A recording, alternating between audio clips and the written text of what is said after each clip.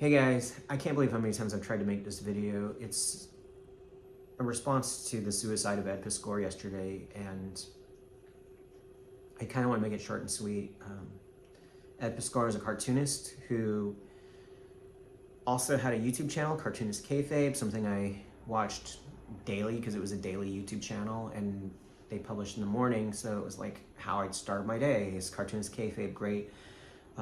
Creative battery in the back, talking about process, interviews with people like Brian K. Vaughan and Todd McFarlane and Dan Klaus, and they did live streams of them working, and it was Ed and Jim Rugg. So Ed was kind of like a brash guy. He came across as like slightly arrogant, but it was more just like incredible self-belief in the work that he made. Two things he made: Hip Hop Family Tree, a comic about the history of hip hop up to a certain point, like 95, and X-Men Grand Design, which is an alternative cartoonist version of the X-Men history. Both of those are hugely influential on some pieces I did, The Last Days of Phil Oak's animation and the X-Men animation, both about like 5-6 years old at this point. But the Cartoonist Kayfabe channel really got me into making my own comics, getting them done, because I was making comics before, but I just wasn't finishing anything. And as I said, Ed had like this incredible self-belief. He's also, it's like most artists, awkward and nerdy and antisocial. His place was at his drawing desk and making his stuff. So he had an art show coming up, a book deal, and of course he had the Kayfabe channel. And they all got taken away really quickly within a week, within a couple days actually, when some old DMs from early 2020, early COVID lockdown surfaced, and he was talking to a girl who ended up being 17, and so nothing further came of that. Another woman came out and said Ed said this and that, and he talked about these things in his suicide note, which is 5 pages long.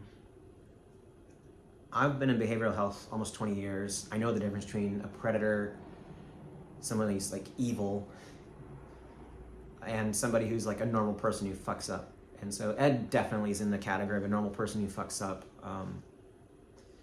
But because so much was taken from him so fast, and because his identity was so tied, his entire life was these things. Like, he just was in his lowest spot. Maybe, if he was in a better place, he'd see other opportunities or other options for paths his life could go, other things he could be besides this like omnipresent artist making his stuff. But he was low and he didn't see anything else, and so he ended his life. And we'll never know what else he could have done, besides the accomplishments he had up to that point. So, not talking too much more about Ed. As I said, normal guy who had a fuck up, and everybody else out there has something like that, and we just don't have internet mobs coming after us with pitchforks and looking for opportunities to take us down. So the idea that your career is who you are, I think, is something that has to be challenged, especially if you are a artist, somebody who's like made their own career, or as Ed used to say, designed their own career. Because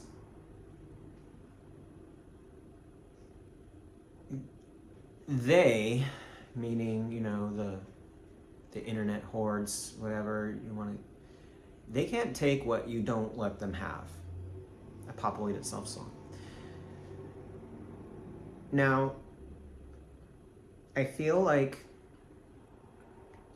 there's a lot of people who are born in to the underprivileged strata of society who already understand that. Meaning, if you're a woman or a person of color or of a different sexual orientation, the obstacles you face daily, the harassment you face daily has, for a lot of people in those classes, it's really hardened you to the idea that you have to fight for everything. You have to fight for your job, your relationship. Even when you have the thing, you still have to fight for it, and it never stops. And, you know, a great Guillermo del Toro, my hero, quote is like, the times that you're in the shit and the times that you're down and you're considered like toast and done are so many, you know, and they're never talked about, which is a problem, because if we're not talking about when people have like creative lows, career lows, relationship lows, then when it happens to us, we don't know how to deal with it. I know how to deal with a lot of my stuff, the peaks and the valleys, because one, I've lived, and two, I've worked in mental hospitals and rehabs and stuff, and I've seen people way lower than I'll ever be, and I know that's not me, and I know I'm not going through those things. So I just know that I have gratitude for where I'm at. And I also know it's, you know, by the grace of God that I don't have health problems, that my kids are doing okay, that things are, you know, stable in a way that are, I can deal with what's happening on a daily basis. But I also know that, you know, if the photography thing ended tomorrow, I'd be fine. I'd be fine because I've already canceled my own career multiple times.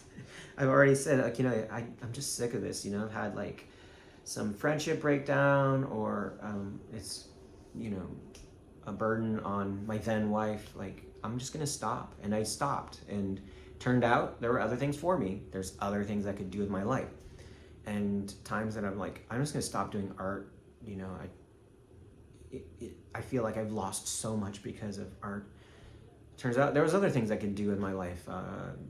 You can be a teacher, you can just be a good parent, you can be a good friend. You can adapt to new things. And the longer you live, the more you see that we each contain multitudes of things we could do with our life. You know? I have considered it would be a great thing to lose all worldly possessions, all creative ambitions, and just become an aid relief worker and be of service to other people, you know? But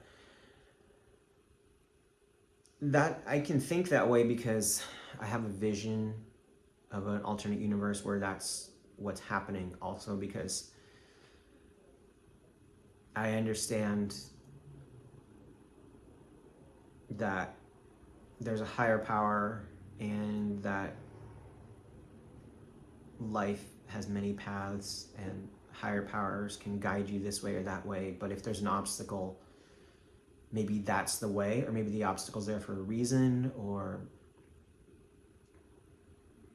you know, the person that you thought you were going to have a relationship with and didn't, you know, there's a blessing in things not going forward that way.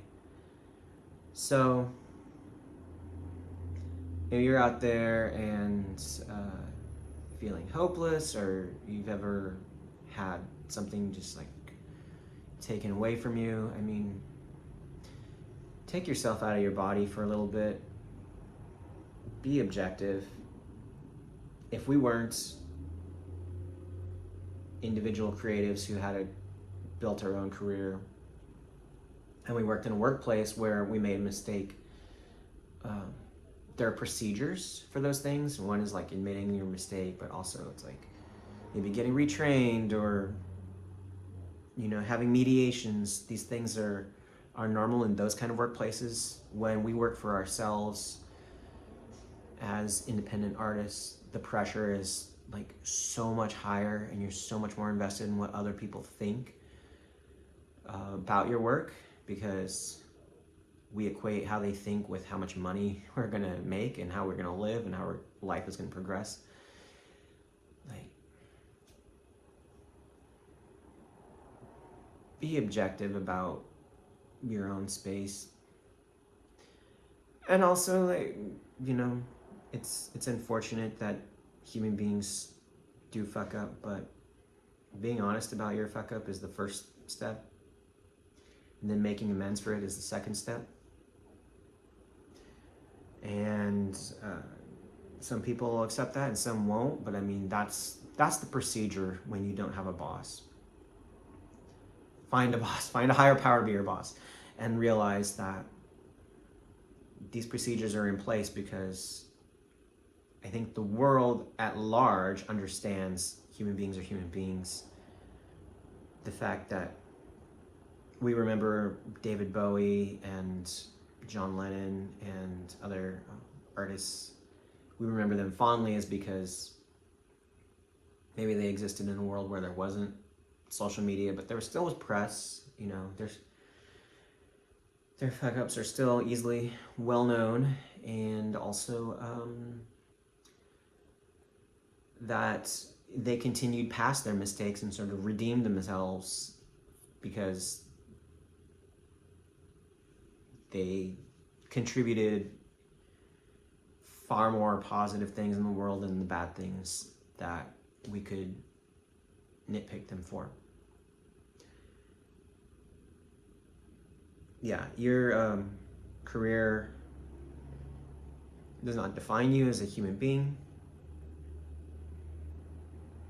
And as long as you're still breathing, you can repent, redeem, become something else. The best people to pull people out of white supremacist gangs and drug abuse are people who have been in white supremacist gangs and been drug abusers. So that's really all I have to say. So, safe journey, Ed Piskor, wherever you are. Thank you for the countless hours of positivity and creativity you've contributed to the comics medium and visual arts and your influence on me. And then best of luck to you in your own creative endeavors, whoever's watching this.